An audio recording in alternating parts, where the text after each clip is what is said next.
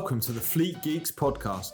We're here to help develop fleet and transport professionals. Do you want to progress and develop your skills and knowledge? We promise to bring lively conversation and debate around interesting issues and keep you bang up to date with changes in our awesome industry. The Fleet Geeks are a community of professionals, and if you enjoy the podcast, why not join the discussion for free in the Fleet Geek community over on Facebook? So the red light is rolling, Mr. Vickers, and hello everyone.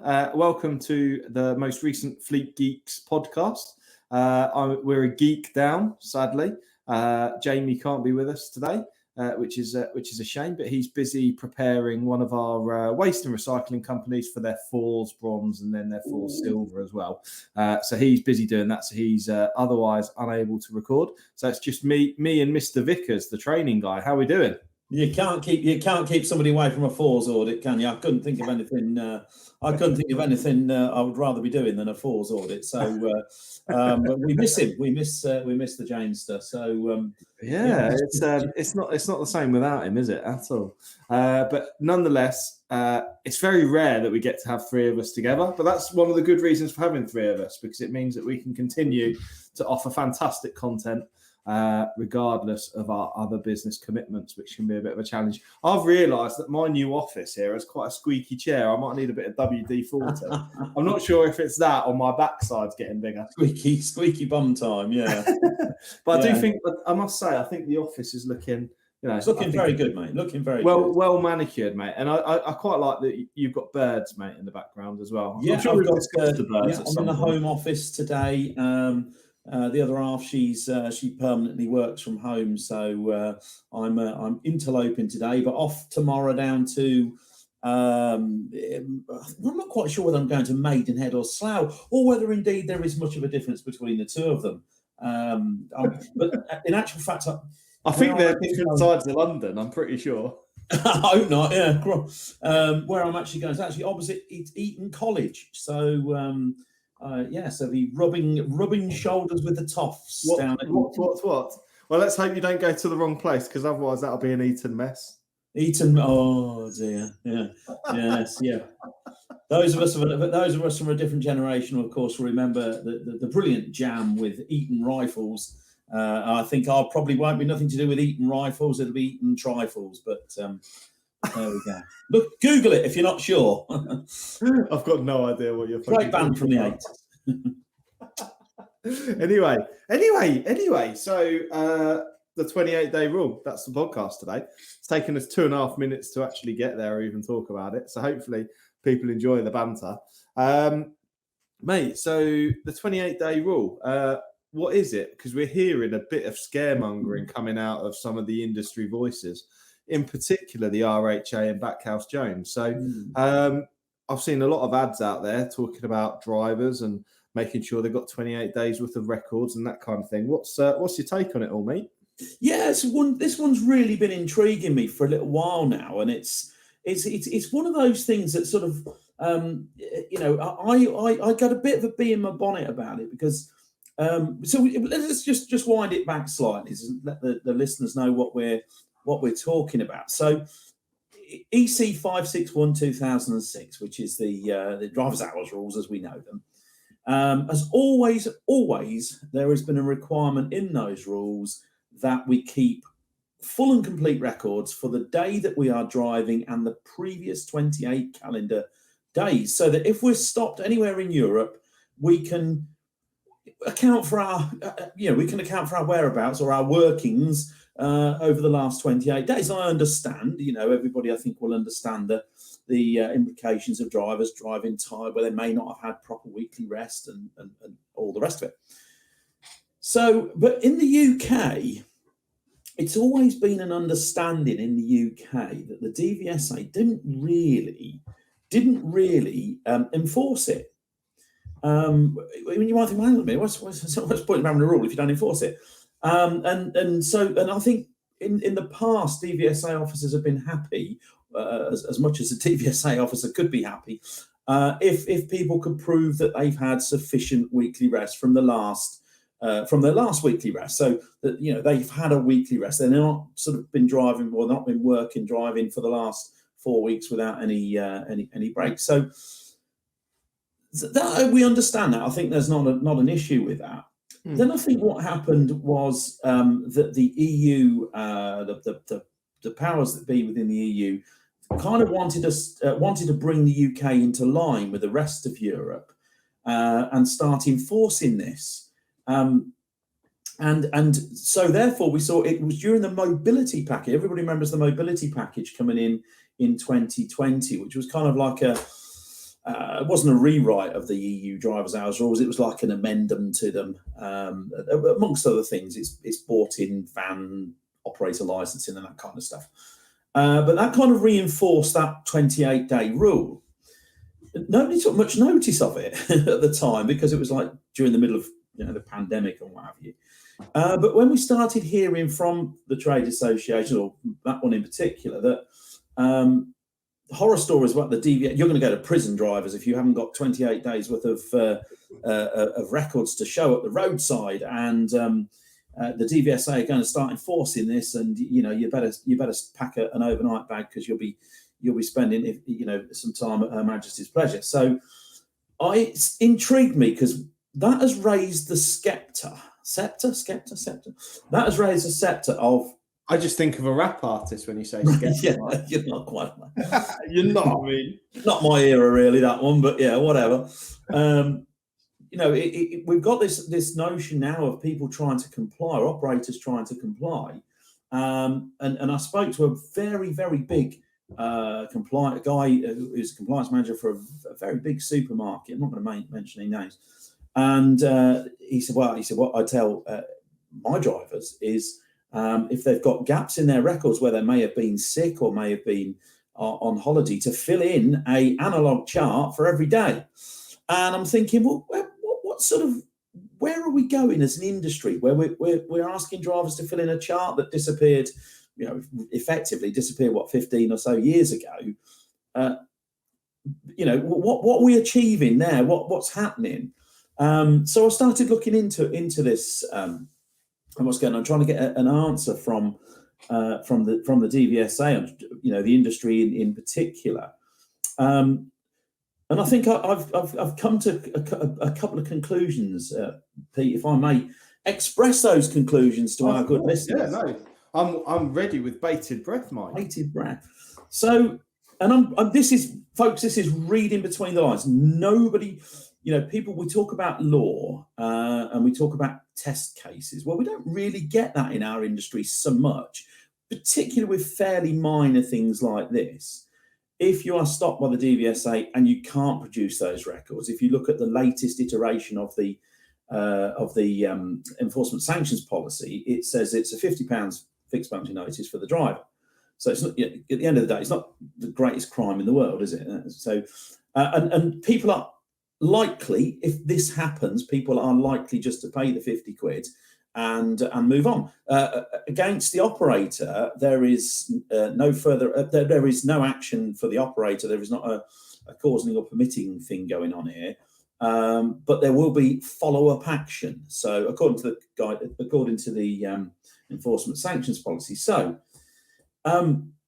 what I think's gone on here, and said, reading between some big lines here, big old lines here, is I think that the DVSA know that actually for a lot of UK hauliers, those missing records will, particularly for casual drivers or drivers that maybe, have some time off sick or leave, this is going to cause some issues. So that's why they've never really bothered to enforce it in the past as much as they're talking about doing now. Hi, it's Pete from Flagship Partners. We're really proud to sponsor the Fleet Geeks podcast. Flagship Partners offer a range of consultancy and training services to ensure that our customers remain compliant and have the best possible knowledge to be able to fulfill their work. If you're interested in support with any of our safety, HR or compliance services, or you want to train to be a transport manager or need driver CPC training, give us a call today.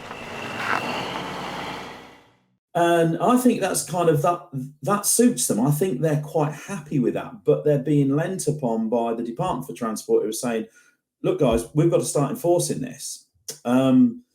So, reading between the lines, I don't think that this is a major issue, and I certainly don't think you're going to find drivers going to prison for it. So what can we do? As I said, we don't get test cases. People will just pay the fine and move on. So this is never going to be tested really in any sort of by any sort of judiciary. This is never going to pass that sort of that's now become the precedent. We're going to do this from now on in. So I think this one's just going to rumble on in the background. Nobody wants to be that operator or the driver particularly, that gets found out on this, if you like. So going to go to a scenario. So as a scenario here, we've got a driver that's maybe not a full-time, as in drives all the time, maybe works in the workshop and there's a spare driver, or works in the warehouse as a spare driver. Yeah. So they haven't driven for let's say they haven't driven for a week or so. And on a Wednesday, the boss says, jump in the wagon and off you go. So how are they going to present? What are they going to do with that time?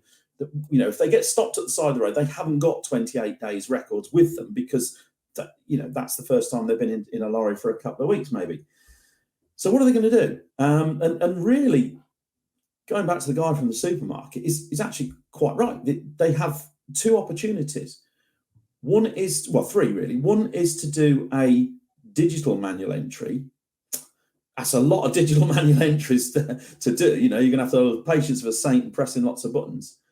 The other one is a written manual entry, and there's only two documents that are legally prescribed, which is the back of a printout or an analog chart. So really, he's right. The only way that you can satisfy the requirements of that mobility package, which stems from the 28-day rule from EC 561/2006, is to do just that and to fill the tachos out. But I just find that absolute madness. We've got people sitting there writing out whole bits of paperwork, and